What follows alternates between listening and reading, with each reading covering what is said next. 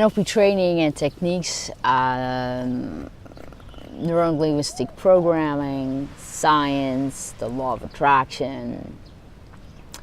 And so interestingly enough, in all these concepts, we often think in terms of what do we experience, your emotions, your desires, needs, thoughts, goals, outcome.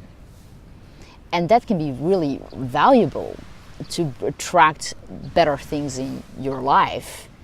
But what about other viewpoints? Sometimes it's easier to have empathy or to disconnect from an emotion in order to learn about whatever is happening in your mind, to be more of an observer, logical, problem solver. You actually need different perspectives, let's say. And so what would happen? Let's say we think about a conflict or a difficult conversation, or a place where you are impatient or frustrated or kind of stuck a little bit in achieving the outcome in a specific moment in your day, like a meeting or something like that. Okay. So rather just looking at the situation through your own eyes, maybe you want to imagine it right now. What do you see, hear, and feel when you replay that particular situation? What's your positive intent? Positive intent is what do you get out of it? Maybe it's safety or protection or freedom or adventure, or what is it, the underlying need that you have, let's say? What's the underlying emotion, the thing that you get out of trying to win this argument, maybe about protection and safety? But what would happen if you then float your mind out of your body and you watch that same movie and you see yourself and this other person and the environment around you, and in a sense you disconnect then from the emotion? In NLP training and in neuro-linguistic programming, we call that dissociation. Then you would see yourself in the environment, but free of emotion, like a professor. You could study yourself. What was my behavior really like? Was I maybe setting some of this off myself? Not in a sense of blame, but more in like, okay, so how did I maybe create part of this situation? How was somebody else's response maybe based on what I was saying, verbally and non-verbally? What could I have done different if I wasn't in my emotion at that moment in time? What do I think about my own positive intent when I'm no longer feeling the emotion of that situation? What do I now think that my positive intent is? What was really the underlying need there? What was the underlying thing there? From this position, if there was another person involved, you can also study that person.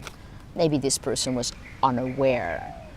And what's the positive intent of that person? What was their need? Maybe it was even the same need as yours. Often in a conflict, both people want to be feeling a sense of protection and safety. And in that they clash.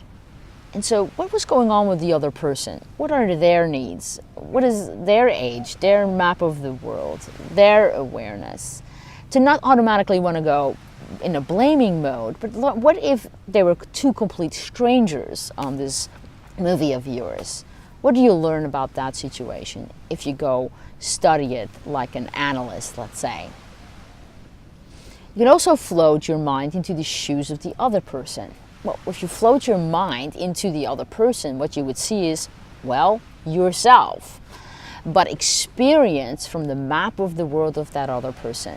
So you would see what they would see, hear what they would hear, and feel what they would feel. What is their positive intent? What is it that you learn about them?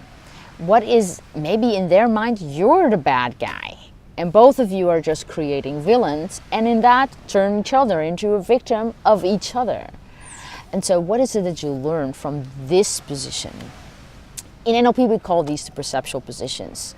So the position where you look through your own eyes is the first perceptual position. If you step out of yourself and look at it as an observer, you call that the third perceptual position. And the second perceptual position is if you look at the world through somebody else's eyes. Most NLP training companies or people who teach neuro-linguistic programming, they focus on these 3 perceptual positions. I think actually as an NLP trainer, when you can go deeper in small immersion seminars like mine that we hold here in Bali, Los Angeles and Amsterdam, is that we also like to go into, well, what's the group's perspective? The entire company, the entire neighborhood, your whole family, things like that, but also uniquely so.